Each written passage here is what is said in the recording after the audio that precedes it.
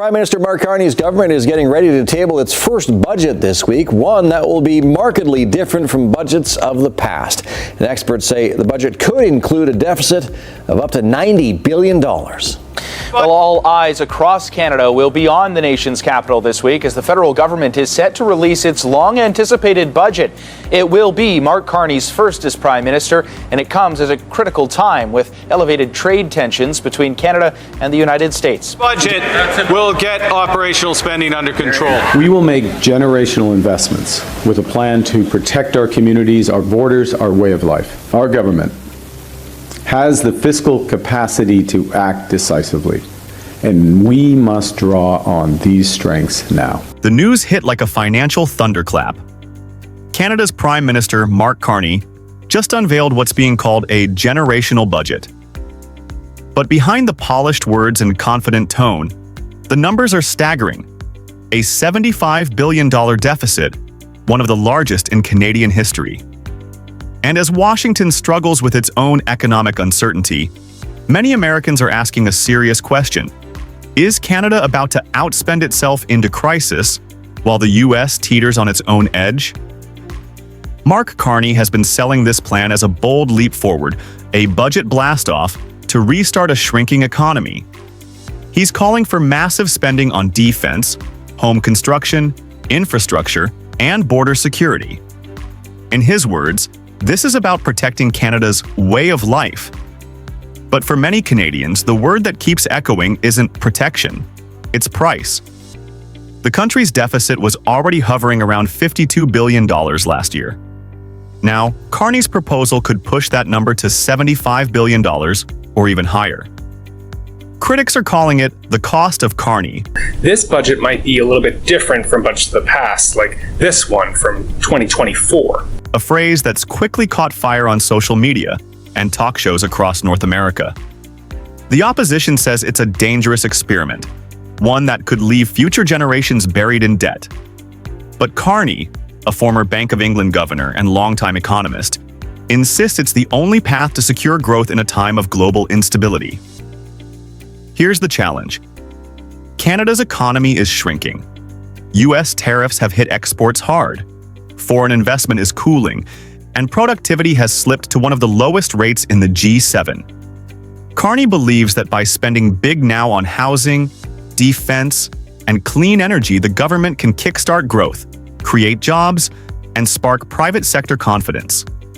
In other words, he's betting billions that this short-term deficit will buy long-term prosperity. But if that sounds familiar, it's because we've heard versions of this before, especially in Washington. The Prime Minister has to show now what he's doing to help the economy, and he's splitting the budget. So he's going to have, the operating budget, which is the government salaries and spending and all that sort of stuff. Then a capital budget, the investments as he puts. In fact, the parallels between Canada's situation and America's current economic uncertainty are striking. In the U.S., federal debt has already topped $35 trillion. Inflation has cooled but hasn't disappeared, and public frustration with prices, taxes, and political gridlock continues to rise. Americans are watching their northern neighbor carefully, wondering whether Carney's high-risk strategy might foreshadow what could happen in the United States if spending keeps expanding. For Canada, the stakes couldn't be higher. Carney's supporters argue that this is the leadership moment the country needs: bold, decisive, and forward-looking. They see him as the anti-Trump, calm, technocratic, and guided by data, not political theater. He wants to invest in productivity, innovation, and green industry areas that could, if successful, redefine Canada's economy for decades. But not everyone is buying the optimism. Economists are warning that even though Canada has room on its credit card, that doesn't mean it should max it out. Interest payments on government debt are already soaring, and every extra dollar spent today means less flexibility tomorrow. If global markets shift, if borrowing costs rise or trade tensions deepen, Canada could find itself trapped in a cycle of borrowing just to stay afloat. Meanwhile, south of the border, American policymakers are facing their own financial storm. President Trump's administration continues to battle inflation, stagnant wage growth, and voter dissatisfaction. A recent poll showed that a majority of Americans believe the country is headed in the wrong direction, with the economy as their top concern. Many believe government spending has spiraled out of control, and yet, at the same time, the U.S. infrastructure, housing, and healthcare systems are under pressure to expand funding. It's a familiar dilemma: spend to grow or save to survive. That's why Carney's move is so fascinating and so risky. It's not just a Canadian story, it's a North American one. His decision could redefine how advanced economies handle crisis recovery in a post-pandemic, post-globalization world. And this budget is the Liberals' first fiscal update in about a year and a half, and it marks a real test for the Prime Minister in his minority on Parliament Hill, triggering a confidence vote. Now, the budget comes in the wake of U.S. President Donald Trump halting trade talks due to an anti-tariff ad released by the Ontario government. If Canada's gamble pays off, it could inspire similar spending initiatives across the U.S. If it fails, it could become a cautionary tale for every finance minister and president watching from afar. Let's break down what this budget blastoff really means. First, Carney plans to pour billions into housing accelerating construction to address Canada's severe affordability crisis. That alone could inject tens of thousands of jobs into the economy. Second, he's ramping up defense spending, a clear sign of alignment with NATO and Western allies, particularly as tensions with Russia and China rise. Third, he's boosting border and immigration enforcement, responding to record migration numbers that have strained public services.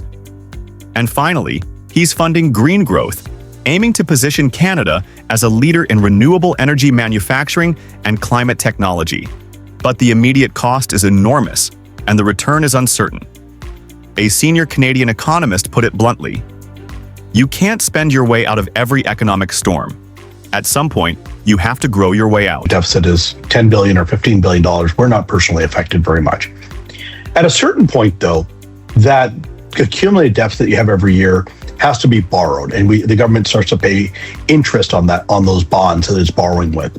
And at some point, like it happened in the 1990s, that interest becomes so great, it's starting to eat up other parts of the budget that we need for healthcare transfers to the provinces, that we need for infrastructure in the country, we need for the military. The worry is that Carney's budget could create short-term stimulus but long-term vulnerability, especially if productivity doesn't rise fast enough to cover the new debt. What's more, Canada's political landscape makes this even more complicated. Carney leads a minority government, meaning he'll need support from at least one opposition party to pass his budget. The Conservatives are fiercely opposed, calling it reckless. The New Democrats might support it, but only if it includes stronger social spending commitments. That means every dollar of this plan is a political gamble, as much as an economic one.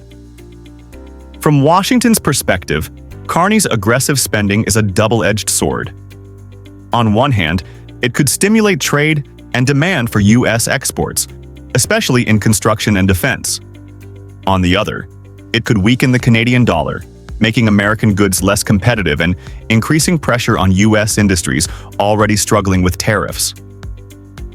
For President Trump, who has built his platform around America First economics, a neighbor running massive deficits could either look like a warning or an opportunity to claim victory when things go wrong north of the border.